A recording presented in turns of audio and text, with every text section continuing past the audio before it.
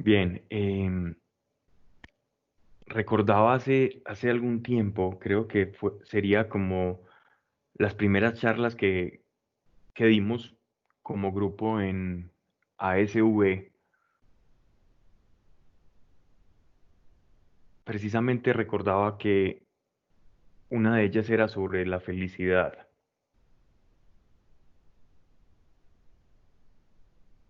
Y es tan importante hablar de la felicidad que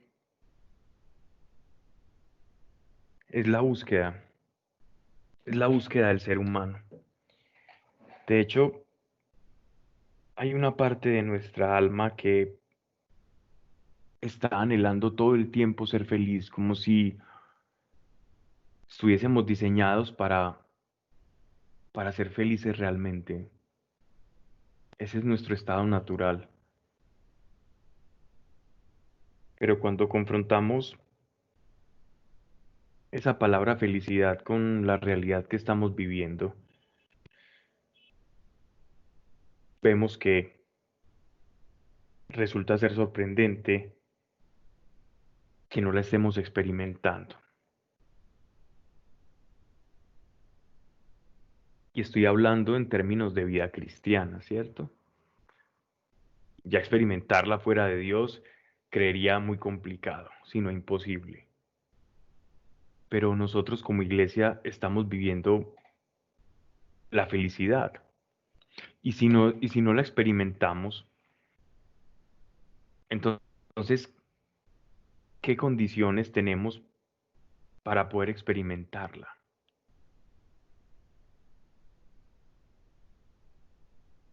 Nacemos queriendo ser felices con el ideal de poder disfrutar las cosas, de sentir que existe un propósito, buscando en lo que hacemos, trazándonos metas, solo para tener ese momento, casi como esa epifanía en la que vamos a decir, estoy feliz, y poder con esa felicidad darle sentido a todos los problemas por los que pasamos o aquello por lo cual nos esforzamos, ¿verdad? Sin embargo, es tan valiosa la felicidad, pero pocas veces nos detenemos a pensar en cómo alcanzarla, cómo lograrla. Y antes que meditar en cómo lograr esa felicidad, buscamos pretextos para no experimentarla. Casi que como si nuestra mente nos jugara una mala pasada. Por un lado te dice, quiero ser feliz, dame placer, dame felicidad, pero por el otro lado te ofrece una cantidad de pretextos que impiden el poder lograrla. Entonces esto es algo así como, o se refleja en un adagio, en una expresión muy antioqueña que es, no raja ni presta el hacha. Nuestra mente no raja ni presta el hacha, no. Nos dice, dame felicidad, pero te pone 20 pretextos para que no la alcances. Y en este caminar con el espíritu, vamos descubriendo que en la medida en la medida en que encontramos cuáles son esos precisamente pretextos, que parece que es algo más sencillo de lo que nos han enseñado, de lo que hemos pensado. Y vamos escarbando. Yo digo, oh, yo necesito esto para ser feliz.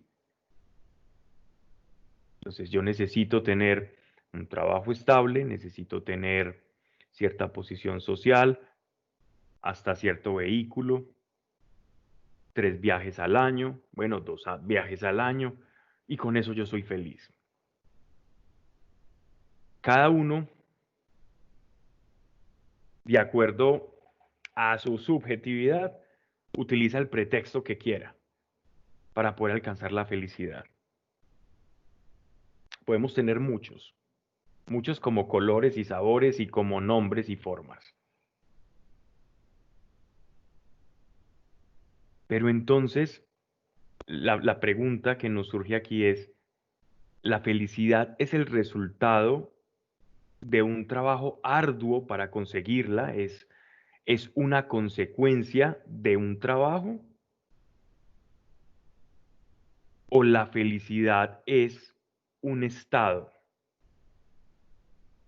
que está como encerrado, como enfrascado, acorazado? Y la respuesta la tenemos en la palabra. Cuando Dios crea al hombre, Él observa su creación, dice que crea a Adán, y cuando lo crea lo mira y se dice a sí mismo, he creado al hombre y es bueno. Entonces Dios crea e inmediatamente, como consecuencia, dice, es bueno. Dios creó al hombre en un estado de plenitud, en un estado de felicidad. Por eso es bueno, de lo contrario, entonces habría una mancha en el hombre. Pero nosotros cuando en ese estado de desconexión de Dios, por medio del pecado y la degradación, nos vamos alejando entonces del estado natural bajo el cual fuimos creados, que es nuestro propósito inicial. Y así las cosas, de acuerdo a la palabra de Dios, vamos conociendo desde Génesis, los profetas y la misma ley, que el estado natural del hombre es la felicidad, pero que en un mundo hostil, es decir, en un mundo que es agreste, un mundo difícil, en el que con el sudor de la frente te has de ganar tu sustento y el pan con dolor, entonces la mujer va a tener hijos y el parto es doloroso. Digamos que son capas, ¿no? Que van como enturbiando esa felicidad, pero en esencia siempre ha estado allí porque es nuestra naturaleza. El niño no nace infeliz, el niño se hace infeliz por la crianza, por lo que ve de su familia, de sus padres, del entorno, pero el niño nace feliz. Es tan simple ver a un niño pequeño cuando no comprende la estructura social, el mundo, el estatus, las posesiones de esto o lo otro, simplemente con su padre o con su madre, desarrollándose libremente en su naturaleza, vemos que su estado es feliz.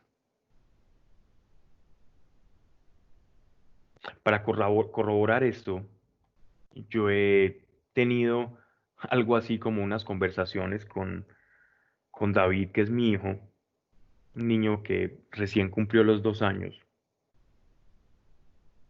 Y él ya entiende lo que es felicidad. Claro que él entiende el término felicidad en virtud de su contrario. Feliz es estar eufórico, es no estar triste, es no llorar. Y suelo preguntarle, hijo, ¿tú eres feliz? Siempre que le pregunto, se dibuja una sonrisa en David y me dice que sí, y se ríe. Y puede estar haciendo cualquier cosa. Se lo pregunto cuando se despierta, cuando se acuesta. Pero qué decir, papá, ¿por qué me pregunta esto? ¿Será que lo normal es no ser feliz? Pero, pero parece que nos olvidamos nosotros de serlo. Pero tenemos todo el potencial y nuestra naturaleza lleva a esto. Tenemos toda la capacidad de serlo. Pero la manera en cómo vamos creando y formándonos una concepción del mundo nos va dando excusas para que cuando te pregunten, ¿eres feliz?, tú digas que no. Y esto es curioso, porque entonces la felicidad no es algo que se consigue siguiendo la revelación bíblica, sino que es algo que ya se posee, pero que se enturbia, como un agua limpia a la que vas añadiendo capas y capas de contaminantes hasta el punto en que ya se pierde la imagen, la naturaleza, la composición del agua.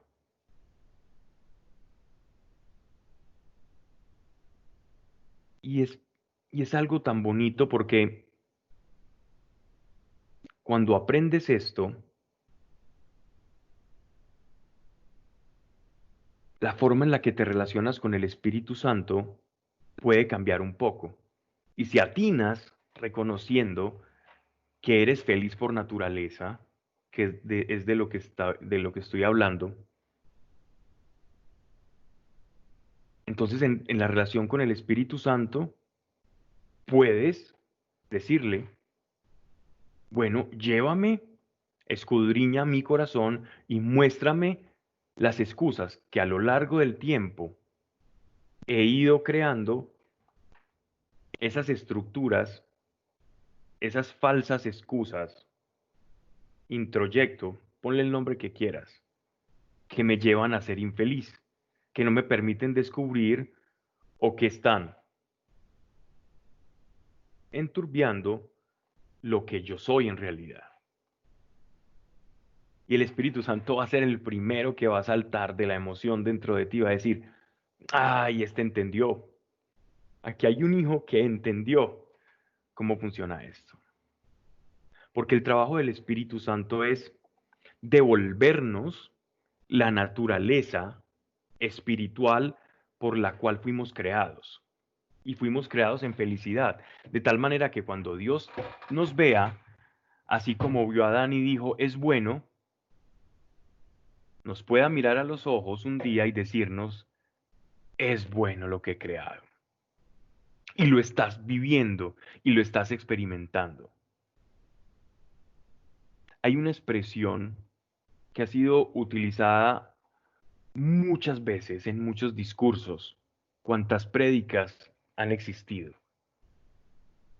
Tomo las palabras de Jesús cuando nos dice en el Evangelio, y la verdad nos hará libres, ¿no? ¿Qué es esto de la verdad nos hará libres? ¿Qué es? Significa que gran parte de la acción del Espíritu Santo es quitarnos todas las capas, velos de mentira. Imagínate que tú eres, que la felicidad es como una persona desnuda que llegó a este mundo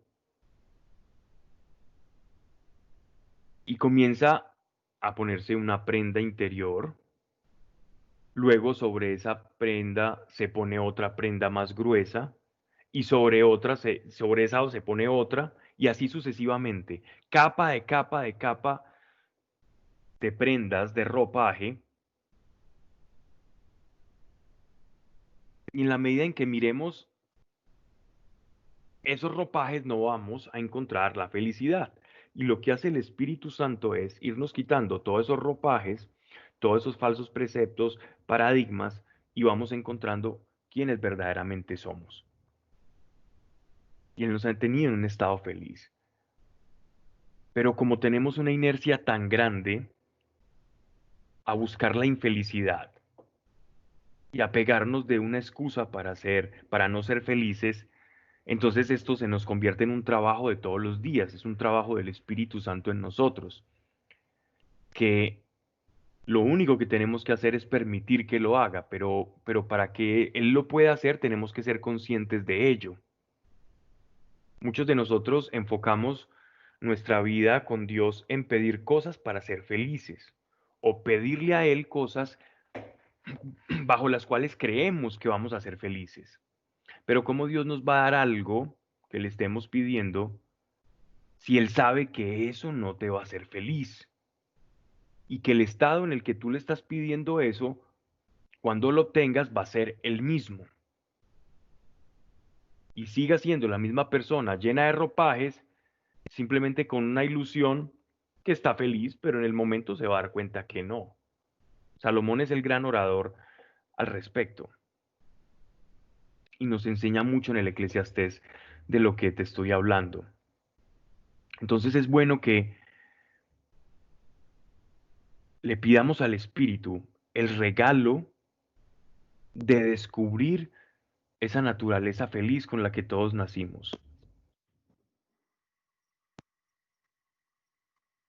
Él está esperando eso de cada uno. Él está esperando devolvernos esa naturaleza espiritual y feliz. Señor, que aquí no se diga cosa alguna que no esté de acuerdo a tu palabra ni a tu voluntad, porque nuestro trabajo el día de hoy, Señor, es presentar tu palabra limpia, sin pasiones humanas, y dejar que tu palabra hable sola, porque es ella la que transforma, Señor. Y simplemente danos la sabiduría para poder expresar lo que allí está. O si hay que ampliar en el contexto, Señor, del conocimiento ordinario, denos esa posibilidad, pero que en el corazón de cada quien, según escucha, sea conforme tú quieras actuar y producir, porque ese es el poder de tu palabra. Y por eso, Señor, le estimamos como verdad. Y así sea en el nombre de Jesús. Vamos entonces a seguir con el texto que veníamos tratando. Estamos en la primera carta a los Corintios, capítulo 6.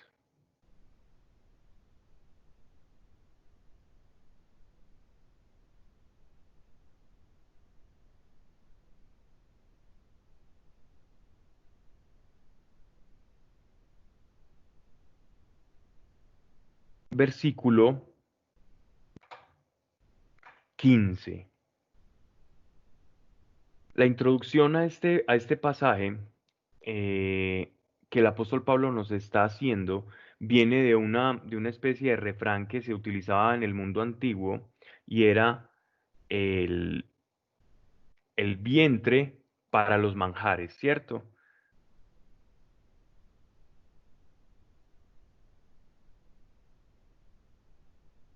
Y es una expresión en la que los de algunos partidarios de la iglesia de Corintio lo que estaban tratando de afirmar es que el creyente no tiene por qué privarse de nada, sino que por el contrario, tiene la gran libertad de poder usar y disfrutar de todos los placeres. Y esto era muy conocido, esta frase, muy posiblemente de origen de los filósofos de epicúreos. Los epicúreos eran eran filósofos que intentaban alcanzar como la realización a través del poder estar por encima de los placeres, pero sin privarse de ellos, en oposición a otra escuela griega de pensamiento que eran los estoicos. Los estoicos, por el contrario, buscaban una expresión o un estado del ser a lo que se llama la ataraxia en griego. Ataraxia en griego es como el no tener como turbación o no tener conmoción interior. Y esta ataraxia era el propósito y el fin moral, ético y por así decirlo espiritual que el hombre tenía que alcanzar. Los estoicos defendían que para alcanzar ese estado, digámoslo, de realización humana, habría que privar al hombre de las pasiones. Entiéndase pasiones, todo lo que sea placer, necesidad de poder, y para esto pues elaboraban toda una filosofía y unos razonamientos que fueron calando poco a poco en la época de la helenización, del helenismo, cuando Alejandro Magno comienza toda su expansión del imperio griego y llega incluso hasta Egipto, fundando la gran ciudad de Alejandría en honor a su propio nombre. Y este helenismo tenía mucho de este condimento y allí fue en esta gran sociedad griega donde comenzaron entonces como a crecer todos estos filósofos y estos movimientos que buscaban alcanzar la realización. Por el otro lado, entonces, tenemos que esta influencia de estas corrientes filosóficas estaban muy de moda en ese entonces en Corinto. Porque en Corinto, recuerden que hablábamos al principio cuando leíamos la carta, que era una ciudad de muchos excesos, de un gran libertinaje, donde las pasiones estaban a flor de piel, la prostitución, los hurtos, la idolatría, todos los vicios humanos unidos en esa ciudad de portuaria de pecado. Y entonces generalmente cuando hay grandes excesos, también generalmente se suscitan grandes opositores a esos excesos. Y por esto, dentro de Corinto, caló mucho una comunidad o ese pensamiento comunitario de los estoicos, personas que privilegiaban la privación de todo lo que fueran los placeres para alcanzar esa ataraxia o ese sentimiento en el que yo soy superior a todos aquellos impulsos naturales y humanos y alcanzo una razón superior en todas las cosas que me hace sabio. Mientras que la otra corriente también alcanzó gran popularidad allá en Corinto porque aquellos epicúreos eran amantes del placer y esta era una ciudad en la que se vivía las cosas livianas de la vida y entonces muchos aprovechaban y defendían la tesis de que había que probar de todo. Por eso viene entonces la expresión, dice, los manjares para el vientre y el vientre para los manjares, en el versículo 13. Es una expresión en la cual Pablo ya nos está dando un contexto de cuál va a ser su enseñanza. Él no va a dar gusto o no va a dar rienda suelta a que identifiquen la predicación evangélica, ni con la filosofía estoica con la cual guarda muchas similitudes.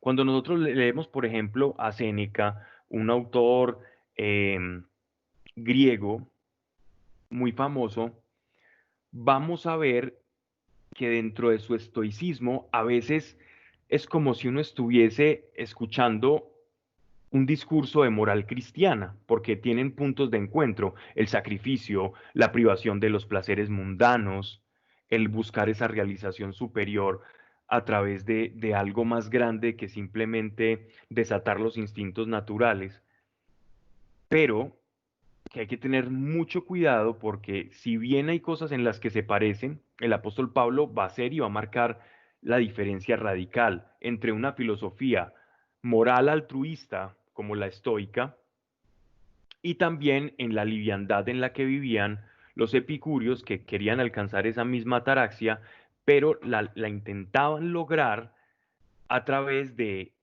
experimentar el placer sin que ese placer les dominase y simplemente suprimiendo algunos placeres como el deseo de poder o el honor o este tipo de cosas que iban más abocadas hacia el estatus. Entonces en esa posición lo hago y quiero explicar un poco esas dos escuelas de una manera pues como rápida para que entendamos por qué el apóstol Pablo está dando este refrán y por qué nos está enseñando de esta manera. Y debido a esto, entonces se lanza su enseñanza y dice así en el versículo 15, ¿no sabéis que vuestros cuerpos son miembros de Cristo? Y con esto silencia como aquellos que, movidos por estas corrientes, estaban dentro de la iglesia y predicaban ambas cosas, predicaban el estoicismo como algo que provenía de Dios o incluso hasta del judaísmo, pero el apóstol Pablo está diciendo mucho cuidado, es que El cuidado de nuestro cuerpo, de un cristiano, de un creyente, y la consideración que tenemos que tener de nosotros mismos no es en virtud de una filosofía, ni de una razón, sino de la naturaleza que nosotros adquirimos con Cristo y de la unión que tenemos con Cristo. Y pregunta, ¿y voy a tomar yo los miembros de Cristo para ser los miembros de una meretriz? No lo quiera Dios. ¿No sabéis que quien se allega a una meretriz, meretriz es una prostituta, se hace un cuerpo con ella? Porque serán dos, dice, en una carne. Está refiriéndose al uso matrimonial y a la unión conyugal. Pero el que se allega al Señor se hace un espíritu con él. Huid de la fornicación. Cualquier pecado que cometa un hombre fuera de su cuerpo queda, pero el que fornica peca contra su propio cuerpo. ¿O no sabéis que vuestro cuerpo es templo del Espíritu Santo, que está en vosotros y habéis recibido de Dios, y que por tanto no os pertenecéis? Habéis sido comprados a precio. Glorificad pues a Dios en vuestro cuerpo. Entonces al creyente, más allá de su naturaleza humana, que ya es digna de por sí, lo que nos da verdadero valor es la unión que tenemos con Cristo. Y miren que el apóstol Pablo está utilizando un pasaje supremamente delicado y profundo como lo es el de la unión matrimonial, en la que un hombre allegado a su mujer se hace una sola carne con ella, una unión espiritual. Y es por esto que vemos en el libro de las Revelaciones que nuestro Señor nos llama a nosotros, la iglesia, su novia, porque hay una unión espiritual entre Cristo y su iglesia. Si tú has nacido de nuevo, piensa lo siguiente: ¿a dónde estás llevando esa unión? En tus conversaciones, en lo que tus ojos están viendo, en lo que tus oídos están escuchando. ¿A dónde estás llevando esa unión con Cristo? Porque ya no nos pertenecemos. Así como el casado le pertenece a su pareja, nosotros como casados le pertenecemos a Cristo, porque estamos unidos a Él. ¿Dónde estamos llevando esa unión que tenemos con Cristo? ¿A dónde estamos llevando la presencia de Dios? ¿A qué situaciones estamos exponiendo la presencia de Dios? Y no que Dios no esté en todas partes, pero en todas partes no se le glorifica. ¿Saben que gran parte de la teología que podemos extraer del sistema de sacrificios judío, entiéndase todo lo que se hacía en el templo de Jerusalén, se reduce a una enseñanza fundamental, que es la santidad de Dios? Y cómo en ese lugar santo no podía entrar algo corrupto. Y si nosotros somos templos del Espíritu Santo, entonces somos como ese tabernáculo, pero con pies, cabeza y manos. ¿A dónde estamos llevando ese tabernáculo? ¿A qué situaciones lo estamos exponiendo? Estamos siendo como esos malos sacerdotes que introducían imágenes de dioses caldeos dentro del templo de Jerusalén y en lo cual los profetas nos vienen exhortando durante toda la revelación. Entonces, fíjate cómo en la medida en que conozcamos cuál es nuestra naturaleza verdadera en Dios, vamos teniendo un grado de responsabilidad mayor de nuestras acciones. Pero a su vez, no es solo una carga, porque cualquiera puede pensar que entonces el ir descubriendo nuestra naturaleza como creyentes nos va a dar una carga de culpabilidad cada vez que pensamos mal, vemos mal o escuchamos mal. No, no, todo lo contrario. Nos va a dar un sentimiento de libertad tan grande por sabernos unidos a Dios, que esas cosas van a ir desapareciendo poco a poco en nuestra vida y nuestro viejo hombre va a ir cayendo. Ese es el propósito de todo esto, el revestirnos de Cristo. Y dice y termina, habéis sido comprados a precio. Eso que tú y yo somos en Dios no es gratuito. Eso tuvo un precio. Pero cuidado porque ese precio no lo pagamos nosotros. Ese precio lo ha pagado Él, quien era el que tenía en sus arcas la cantidad para pagar el pecado de la humanidad. Nosotros no teníamos nada en los bolsillos, pero llegó Él y tenía con qué, porque su sangre era lo suficientemente valiosa para cubrir el pecado del mundo. Y con esa moneda hizo la transacción por nuestra alma. Añade el apóstol, como un sello, glorificad pues a Dios en vuestro cuerpo. ¿Ok? Entonces, esto es una teología sobre el cuerpo que nos está dando el apóstol. Y cuando dice todo me es lícito, pero no todo me conviene, todo me es lícito, pero yo no me dejaré dominar de nada, es el resumen de todo esto que está diciendo. La libertad, cuando unida a la sabiduría, es la manera correcta de llevar la vida. No le dio razón ni a los estoicos vivir bajo prescripciones de no tener ningún tipo de placer o privarse del placer para alcanzar la ataraxia, o es estar por encima de todas las situaciones, ese equilibrio interior, porque igual no lo iba a lograr con esos excesos, como muchos de la iglesia de Corinto parece que estaban comenzando a vivir y a confundir la vida cristiana como con un ascetismo exacerbado, pensando que era una vía mayor, como tampoco aquellos que pensaban que por haber recibido la gracia de Cristo iban a poder hacer de todo, la fornicación, toda suerte de cosas que les suscitaran algún tipo de placer, sin que eso les afectase. Pero entonces el apóstol nos pone el punto de equilibrio y es, donde tengo el dominio es la justa medida. Cuando estas cosas no me dominan, sino que puedo experimentar el placer de las cosas sin ser esclavo de ellas. Y puedo privarme de ellas sin que por el hecho de prescindir de las mismas, entonces sienta que la felicidad, que mi estado natural, que la identidad de Cristo la pierdo por ellas. Y ese equilibrio es el que da el Espíritu Santo. ¿Cómo se adquiere?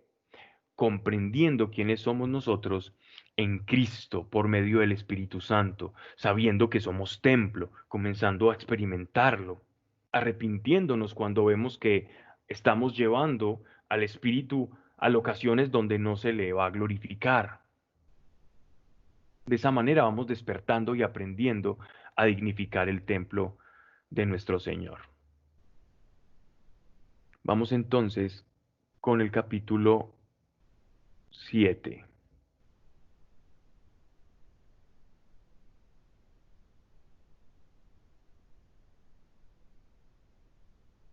Bien, comenzando a tratar de lo que me habéis escrito, bueno es al hombre no tocar mujer. No sabemos qué fue lo que le escribieron al apóstol Pablo, pero por su respuesta podemos tener un poco de pinceladas y reconstruir cuál fue esa consulta que le habían hecho anteriormente que llegó a sus oídos. Y esto es bien interesante porque en este pasaje se ha malentendido mucho al apóstol Pablo, pero entonces vamos un poco como a desanudar todo esto y a dejar que la escritura hable por sí misma. Bueno es al hombre no tocar mujer, mas por evitar la fornicación, tenga cada uno su mujer y cada una tenga su marido. Aquí no se está refiriendo solamente al género masculino, sino también al femenino, ¿ya? ¿Cuál posiblemente, según esta respuesta que él nos está dando acá, en la cual va a ampliar podría ser la pregunta que se le estaba haciendo al apóstol Pablo.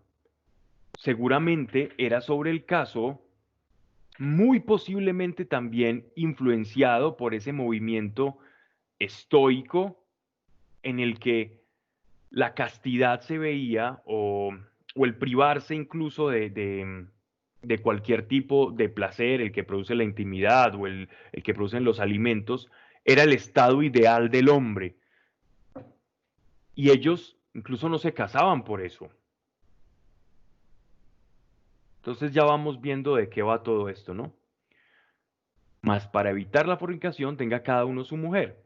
Ha sido mal entendido este texto en el sentido en que pareciera, según la respuesta que está dando el apóstol Pablo, que el matrimonio fuera un mal menor, un bien menor, como si el hecho de el matrimonio fuera como una especie de apagafuegos, de cortafuegos que estamos viendo ahí. Y algunos, no pocos, han interpretado esto. Pero hay que tener mucho cuidado porque el apóstol Pablo no está definiendo el alcance espiritual del matrimonio en este texto. Él está respondiendo a una pregunta precisa que le han hecho sobre una situación en la que una persona de esta iglesia, de esta comunidad, le está diciendo, según su condición, que es mejor para él, ¿cierto? Y Pablo le está dando entonces una respuesta en ese contexto. El marido pague a la mujer e igualmente la mujer al marido. Esta expresión pagar significa entregarse, ¿no? Significa donarse, porque el matrimonio es una donación entre pares. Significa el no negarse el uno al otro. ¿Y cómo justifica esa no negación el apóstol Pablo? Dice, la mujer no es dueña de su propio cuerpo, es el marido.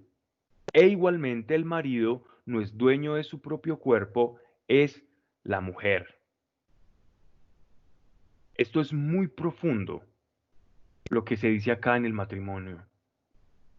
Por eso es tan importante abrir los ojos a la idea del matrimonio, porque es una donación. Y todo el tiempo hay que estar preparados cuestionando qué tanto estoy dispuesto yo a donar, qué tanto estoy dispuesto entonces, entre comillas, que es lo mismo, a amar. Y miren la relación que hace el apóstol con el cuerpo. Al ser una sola carne, entonces la responsabilidad del cuerpo de la mujer y del hombre recae entre los contrarios. El hombre es dueño del cuerpo de la mujer y la mujer a su vez del cuerpo del hombre. Se pertenecen el uno al otro. Es como una posesión compartida. Es un estado espiritual al que Pablo se está refiriendo en este momento. Nuestro Señor sí nos habla mucho más profundo de esto. Si queremos ver entonces, para que no confundamos la visión que tiene el apóstol Pablo sobre el matrimonio con este contexto en el que estamos hablando acá, la manera en que le está respondiendo a estos de Corinto, podemos buscar las expresiones de Pablo o la manera espiritualizada del matrimonio según Dios le revela a Pablo en Efesios capítulo 25, verso 23, donde se expresa el sentido espiritual del matrimonio, la sacralización del matrimonio. Voy simplemente a citar del 22 al 23, porque todo el contexto de Efesios es en ese capítulo habla de esto. Dice, las mujeres a sus maridos como al Señor estén sujetas, dice, porque al marido es cabeza de la mujer como Cristo es cabeza de la iglesia, el Salvador del cuerpo. Esto solo por citar una expresión en la que el apóstol Pablo está elevando el matrimonio a través de la revelación que le está dando el Espíritu como una unión de vida, una unión de un cambio de naturaleza. Una persona casada a su vez como nosotros cambiamos la naturaleza cuando nos unimos a Cristo, la condición espiritual de una persona casada cambia delante de los ojos de Dios. Y esto es muy serio.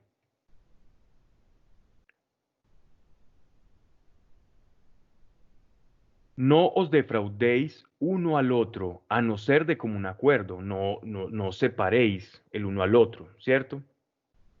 A no ser de común acuerdo por algún tiempo, para daros a la oración, y de nuevo volved al mismo orden de vida. Aquí Pablo se está refiriendo a la unión sexual, y el consejo apostólico es tener mucho cuidado de las separaciones cuando él se está refiriendo a las separaciones de no tener intimidad como pareja, precisamente porque ese es el acto de donación más grande. Sin embargo, va a haber momentos en el que como pareja estén unidos en el espíritu procurando algo de Dios o recibir algo espiritual o una luz o una claridad espiritual. Pero hacer eso, ojo, no de manera en que una persona tome la decisión y piense y le diga a la otra, no, es que yo me voy a dedicar este año, me voy a dar este año sabático a orar. Este año no vamos a tener intimidad como pareja si no es de común acuerdo. Eso tiene que ser de común acuerdo. Ojo, porque aquí Pablo nos habla de parejas creyentes. Esto no se podría hacer con una pareja que no es creyente, por obvias razones. Primero, no va a compartir los mismos principios y no va a tener la revelación de Dios ni el llamado de Dios para pasar tiempo con Él, como sí lo puede tener cuando tienes una pareja que esté unida a Cristo también, que es el ideal. Entonces no os defraudéis uno al otro, a no ser de común acuerdo por algún tiempo. O sea, los dolores de cabeza no se valen mucho acá para el apóstol Pablo. Para daros a la oración y de nuevo volved al mismo orden de vida, a fin de que no os tiente Satanás de incontinencia. Miren que el propósito está claro. Una pareja muy espiritual decide darse el año sabático, la otra pareja pues le toca aguantarse algo que de pronto no quería, no estaba en la misma sintonía, y entonces eso da posibilidad a Satanás para que llegue como tentador a esa persona. Y entonces muchas veces preguntarán, y es que mi esposa me está siendo infiel, o mi esposo me está siendo infiel. Ojo que no estoy diciendo que esta sea la excusa para la infidelidad, pero hay que tener mucho cuidado, porque el apóstol Pablo está siendo completamente práctico y tajante en este punto. Miren qué tajante es, no darle puerta a Satanás de algo que quizás por no comprender la palabra de Dios, por no haber leído este pasaje, por no haber meditado en lo que Dios nos enseña incluso de cosas tan prácticas de la vida, tan fundamentales como es una relación de pareja, ese no entendimiento, miren lo que nos está diciendo, nos está previniendo, nos está dando una salida, una vacuna para que en muchas ocasiones no llegue Satanás a tentar a la pareja. Verso 6. Esto os lo digo condescendiendo, no mandando. Es decir, es un consejo apostólico de la sabiduría y la experiencia que tiene el apóstol Pablo, pero no utilizando su autoridad apostólica, aunque lo pudiera haber hecho. Pero condescendiendo significa que les está dando la posibilidad que según el Espíritu Santo en ellos les revele que tanto de lo que le está diciendo el apóstol Pablo es lo que ellos deben aplicar a su vida. Por eso dice condescendiendo, dejando que ellos pongan en cuestión estas palabras que él les está dejando. Una manera de dejar que el discernimiento espiritual aflorara en ellos y no actuaran simplemente por ley. Verso 7. Quisiera yo que todos los hombres fuesen como yo. Se está refiriendo precisamente a que era un hombre que vivía en celibato. El apóstol Pablo fue un hombre que vivió su vida solamente para Dios. No contrajo matrimonio, no tuvo otra relación más allá que con Jesús y con una entrega total a la iglesia.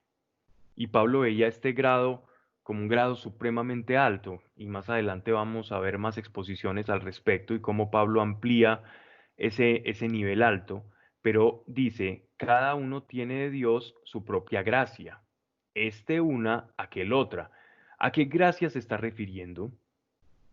Su propia caritas, su propia forma en la que Dios se manifiesta, su propio don.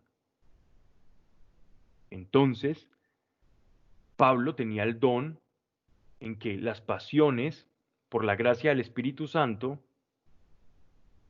no le hacían ver a las mujeres o a las o al estatus o a tantas cosas de la vida, no lo hacían o no le producían ni siquiera una tentación. Tenía la gracia para caminar por sobre esas cosas. No era que hubiera perdido su capacidad como hombre de admirar la belleza en una mujer o que de repente se hubiera hecho como estéril espiritualmente hablando, no, sino que su pasión estaba completamente tan balanceada con su espíritu que él en esa gracia pudo optar por obedecer y por servir solamente a Dios y dedicarse solamente a Dios.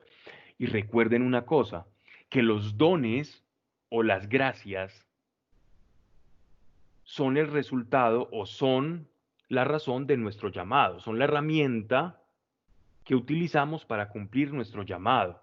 El llamado del apóstol Pablo era ser padre de muchos, un padre espiritual de muchas iglesias, porque fue fundador y cofundador de muchas congregaciones cristianas.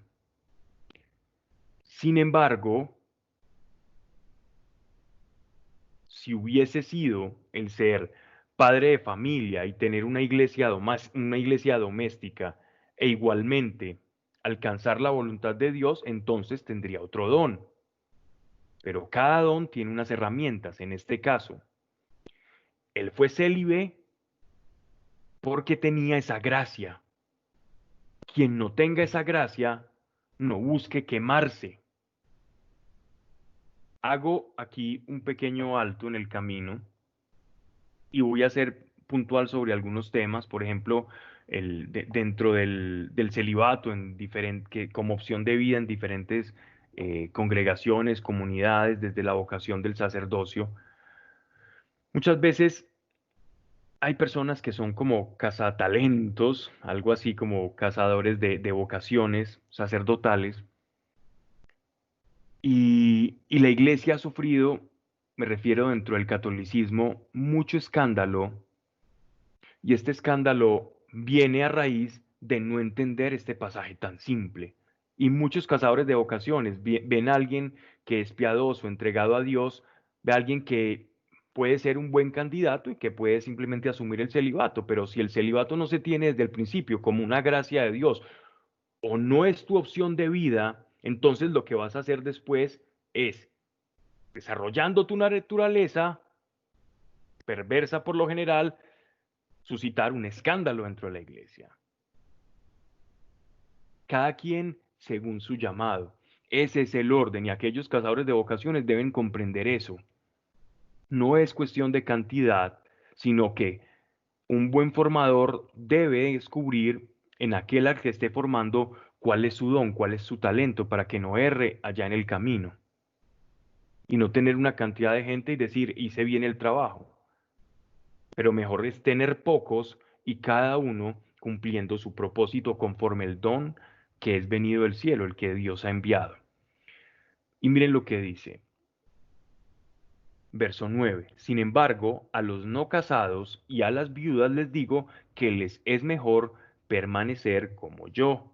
Pero si no pueden guardar continencia, cásense, que mejor es casarse que abrazarse. Y esta es la expresión de las que les hablaba anteriormente, en la que se ha malentendido el apóstol Pablo, viendo el matrimonio como un bien menor y al celibato como un bien mayor, ¿cierto?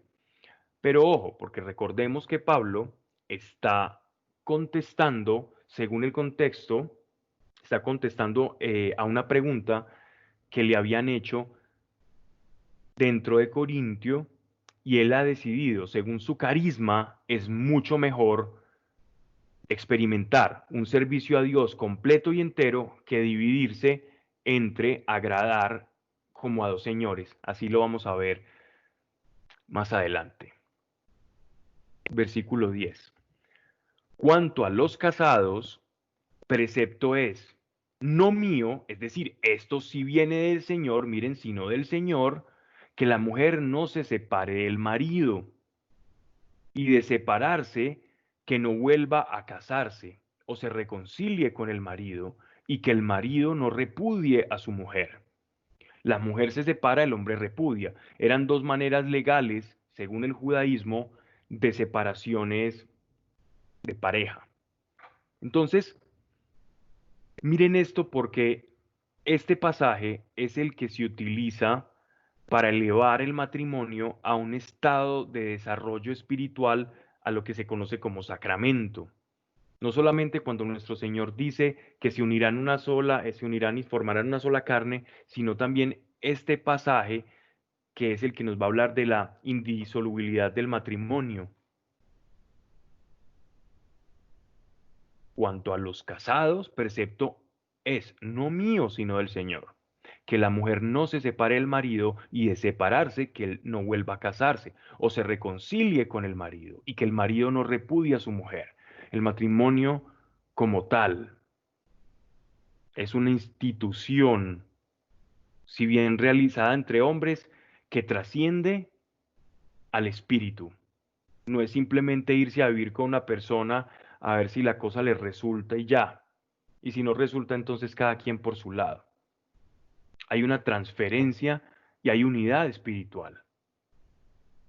Verso 12. A los demás les digo yo, es decir, a los que no están casados, no el Señor, que sin algún hermano tiene mujer infiel y está consciente en cohabitar con él, no la despida. Y si una mujer tiene, perdón, esto se está refiriendo a las personas que siendo creyentes están casados con una persona que no cree, una persona que no es iglesia.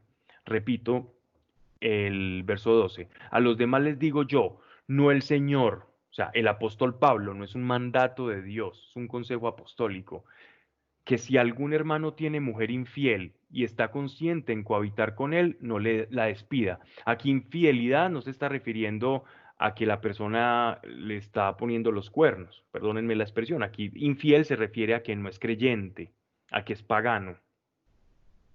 Y si una mujer tiene marido infiel y esté consciente en cohabitar con ella, no le abandone. Y miren este texto tan precioso. Porque el consejo del apóstol está basado en el amor. Pues se santifica el marido infiel por la mujer y se santifica la mujer infiel por el hermano. De otro modo, vuestros hijos serían impuros y ahora son santos. Pero si la parte infiel se retira, que se retire. En tales casos, no está esclavizado el hermano o la hermana, que Dios nos ha llamado a la paz. ¿Qué sabes tu mujer si salvarás a tu marido y tu marido si salvarás a tu mujer? Qué sabiduría excesivamente practicidad pura y dura la que el apóstol Pablo nos está aquí exponiendo. Y nos está dando un secreto del matrimonio, secreto que ya conocíamos de lado, pero que en el cual él está profundizando, y es esa transferencia que existe desde el espíritu entre una pareja, sin importar que ambas estén unidas a Cristo. Porque aquella que está unida a Cristo y esta otra pareja que no cree, que no es iglesia, unida a aquel entonces de lo que éste recibe de Cristo, va a recibir y va a ser santificado. Algunos pensarán, bueno, eso suena como a tener un lastre. Sí, pero por eso se da en el amor, porque le santificas. Pero también dice, si alguien por tu condición de cristiano te abandona, pues déjale que se vaya, es lo que él está diciendo. Pero si la parte infiel se retira, que se retire. Si alguien no soporta que estés unido a Cristo, que se retire. No vas a ir detrás de él o de ella corriendo, porque Dios seguro tiene un plan. En tales casos no está esclavizado el hermano o la hermana, que Dios nos ha llamado a la paz. O sea, no está esclavizado a ese precepto, a ir detrás y a correr. Quédate y está con Dios. ¿Qué sabes tu mujer si salvarás a tu marido y tu marido si salvarás a tu mujer?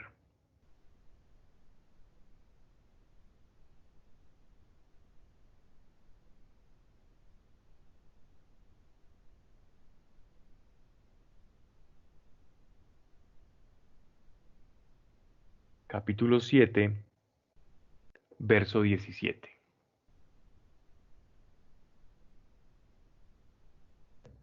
Fuera de ese caso, cada uno ande según el Señor le dio y según le llamó. Y esto lo mando en todas las iglesias. ¿Ha sido uno llamado en la circuncisión, o sea, judío? O sea, conoció a Cristo siendo judío. No falsee el prepucio, simplemente no se venda como que no fue judío, no se avergüence de ser judío o de haber sido un judío legalista y que luchó en principio contra los cristianos, no se avergüence de ello. Siga exhibiendo su naturaleza como fue llamado, que eso no lo hace menos digno, ni tampoco más.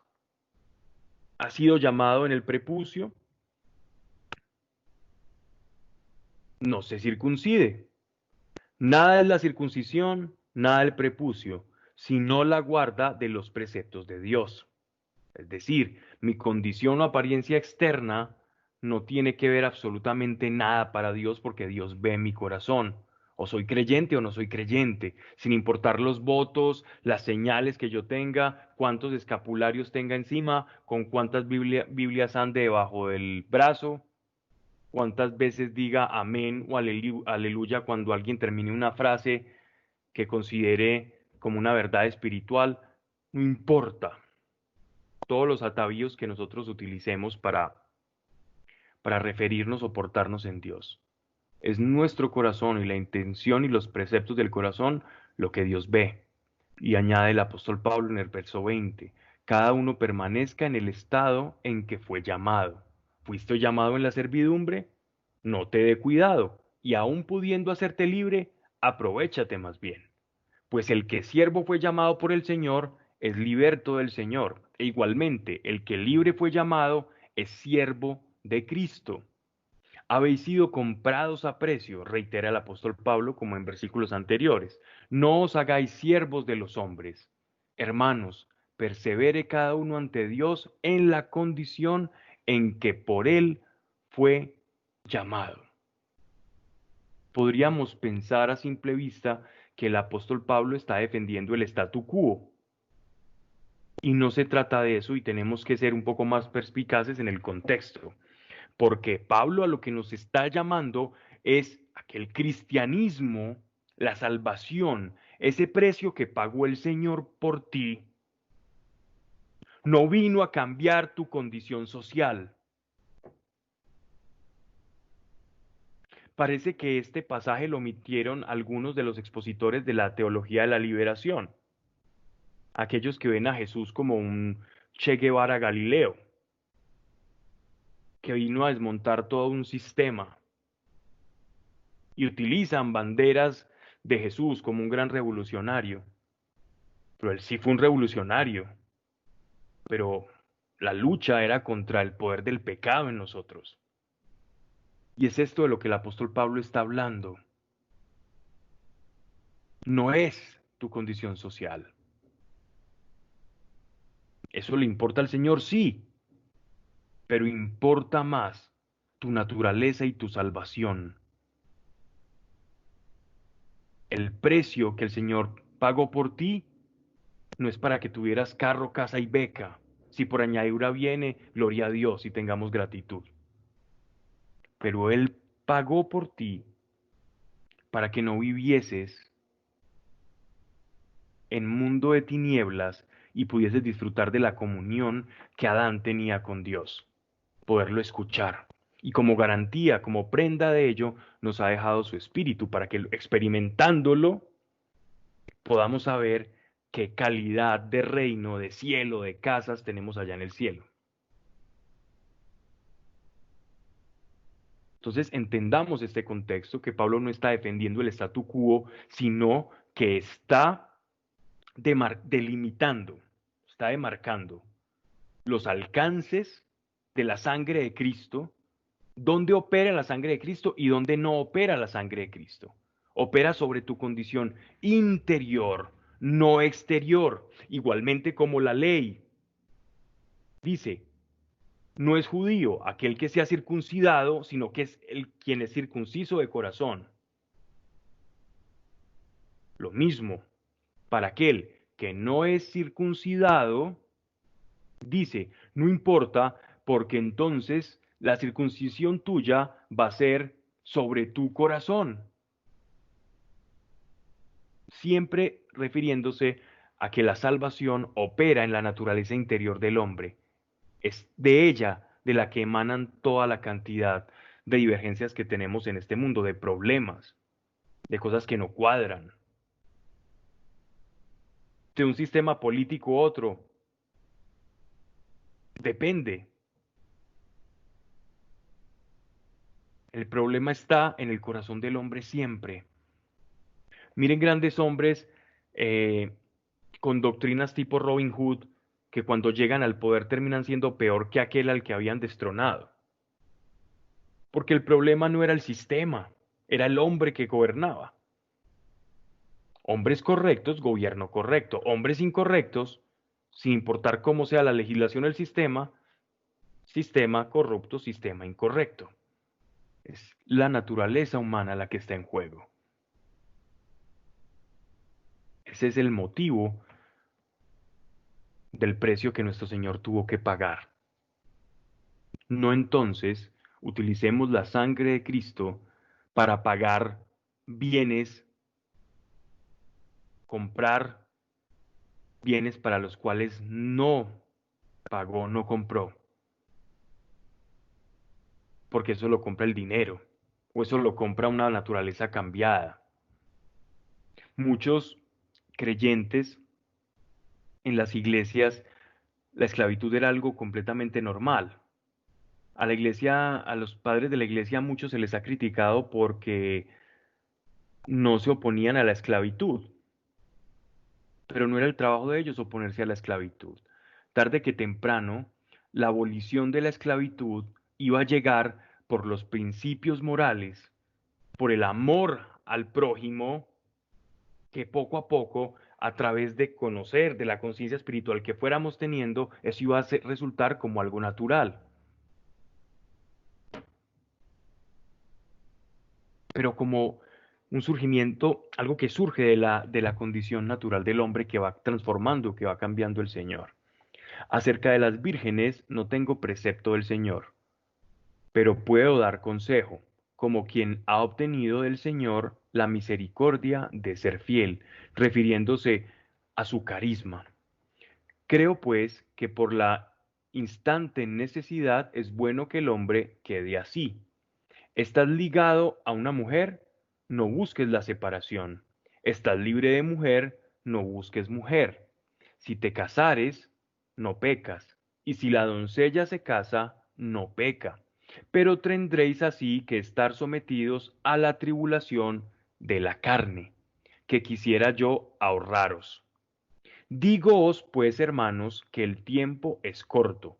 Solo queda que los que tienen mujer vivan como si no la tuvieran, los que lloran como si no llorasen, los que se alegran como si no se alegrasen, los que compran como si no poseyesen, y los que disfrutan del mundo como si no disfrutasen, porque pasa la apariencia de este mundo. Yo os querría libres de cuidados. El célibe se cuida de las cosas del Señor, de cómo agradar a Dios. El casado ha de cuidarse de las cosas del mundo, de cómo agradar a su mujer. Y así está dividido. La mujer no casada y la doncella solo tienen que preocuparse de las cosas del Señor, de ser santas en cuerpo y en espíritu, pero la casada ha de preocuparse de las cosas del mundo, de agradar al marido.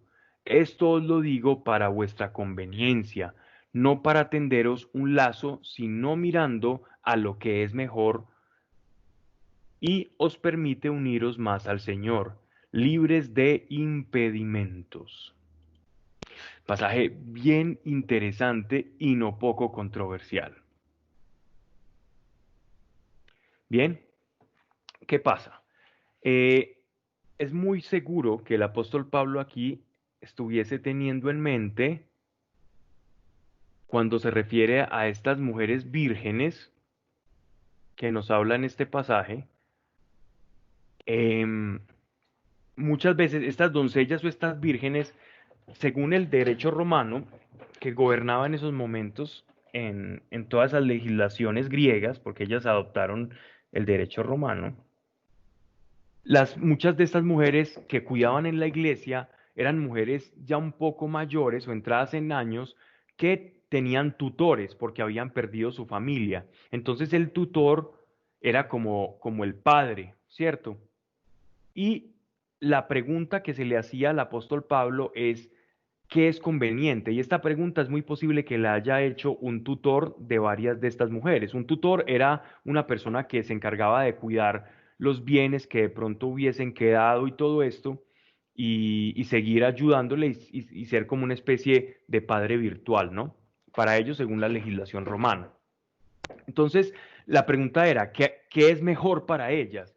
Buscarles marido, porque el tutor se encargaba de, entre las familias, encontrar una persona apta para ella, para esa virgen, y casarla, o que se quedaran así y siguieran en la vida de iglesia. Entonces el apóstol da como un consejo suyo darles un estatus de vida mucho más alto, que irse en búsqueda de algo que era socialmente muy aceptable y muy codiciado para la mujer de la época, que la realización estaba completa de suyo en el matrimonio. Para estas mujeres él les está diciendo, y se saca pues unas bajo la manga hablando de un montón de situaciones, ¿cierto? Que los que se alegran como si no se alegrasen, que si los que lloran como si no llorasen, es como para evitar las apariencias de este mundo. Entonces nos está diciendo el apóstol, miren, busquen lo que Dios quiere con ustedes, que si no están casadas, no busquen que el tutor socialmente aceptado y esa presión social que tenían todas estas mujeres, vaya, cásense, sino quédense en las labores que están ejerciendo ahora en la iglesia, porque se van a casar seguramente con una persona posiblemente pagana, que una familia le esté diciendo al tutor que quiere desposar a su hija adoptiva, la cual era su pupila, y les va a prevenir de una vida tortuosa en la que no van a tener la misma eficacia que si se entregan enteramente al servicio del Señor, y no se van a dividir con los hijos, con el matrimonio, y así también edificar una iglesia que están haciendo. Entonces, ¿Pablo está menospreciando el matrimonio? No. Pablo está ponderando el vivir una vida de entrega absoluta al Señor y consagrada, teniendo como hijos a todos aquellos que son engendrados en el Espíritu. Sí, Él está ponderando esa condición, pero ojo, porque esa condición solo se puede ponderar si es mi llamado. Si no es mi llamado, nunca voy a ser feliz. Y esto tenemos que tener en cuenta. Entonces, como el apóstol Pablo está dando un consejo apostólico que es bien importante, bien interesante, eh, y sé dentro de mi condición que no es mi llamado y lucho con eso simplemente por cumplir una norma, ojo, porque estoy actuando por apariencia y mejor es el matrimonio porque es tu llamado y ahí vas a alcanzar la santificación. Y hay que atender algo también, y es que el primer mandato que nuestro Señor nos da en Génesis al mundo, el primer mandamiento es creced y multiplicaos. O sea, ese es el primer mandamiento que Dios le da a Adán y a Eva. Antes que cualquier mandamiento moral, es creced y multiplicaos. ¿Qué tal si todos practicáramos el celibato? Entonces, este mundo ya se extingue, ¿no? Y no estaríamos cumpliendo también el primer mandato. Entonces, cada quien según su llamado y su vocación.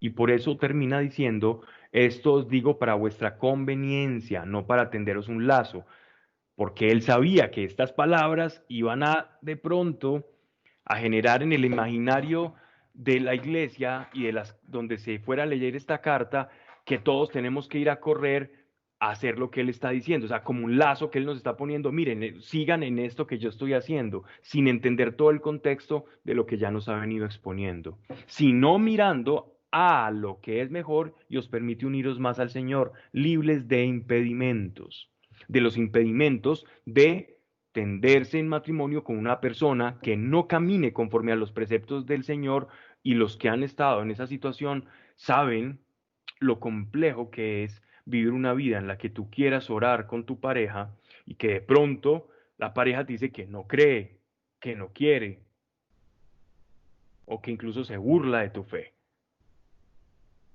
Y es más complicado así, pero al ser más complicado también traerá mayores frutos. Y hay que tomarnos las palabras en su debida sabiduría y con su contexto.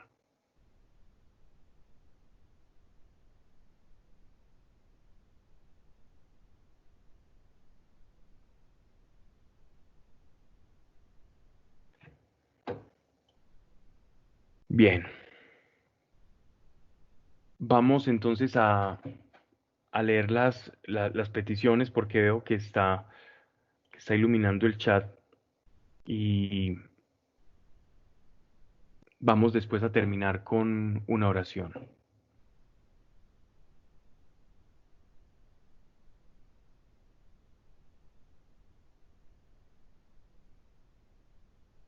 En el nombre de Jesucristo de Nazaret, gracias, Señor.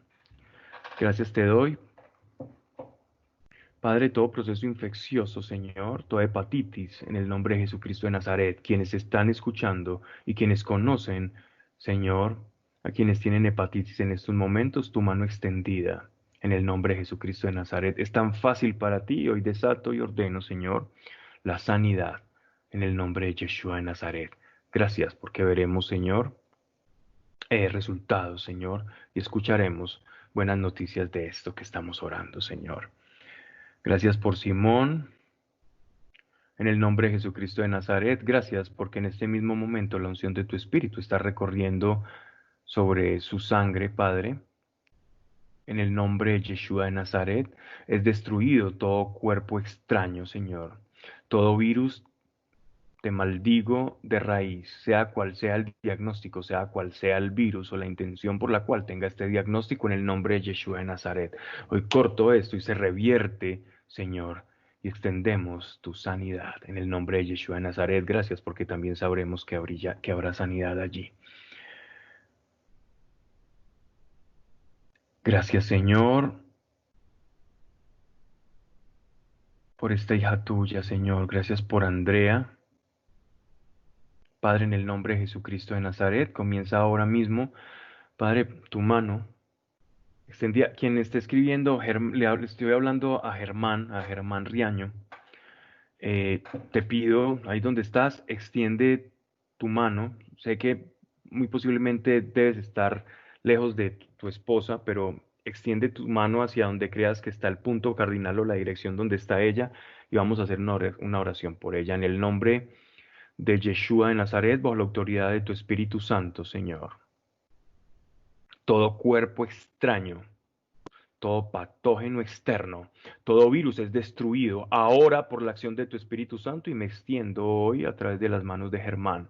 Y gracias, porque es desatada tu sanidad. Y en esta UCI, tu presencia cae en estos momentos y como una mano, la mano de su esposo, Señor, unida a la de nuestro Señor, ahora, por el poder de tu Espíritu Santo, es tocando el plexo solar, el pecho, Señor, de esta mujer y comienza a sentir unas palpitaciones, a recobrar la fuerza y ahí están sonando esos equipos, esos aparatos, ahora en el nombre de Yeshua de Nazaret. Y gracias, gracias por ser testigo, Señor, de un milagro. Gracias, Señor, por Olga, Señor, y por su salud sea extendida conforme a su necesidad, Señor. Gracias por David, Señor. Sana su corazón, Señor. Sana su corazón porque como consecuencia, Señor, su cuerpo, Señor, será testimonio. En el nombre de Yeshua de Nazaret, te pedimos que le encuentre, Señor. Haz que Él te encuentre en el camino. En el nombre de Jesucristo de Nazaret.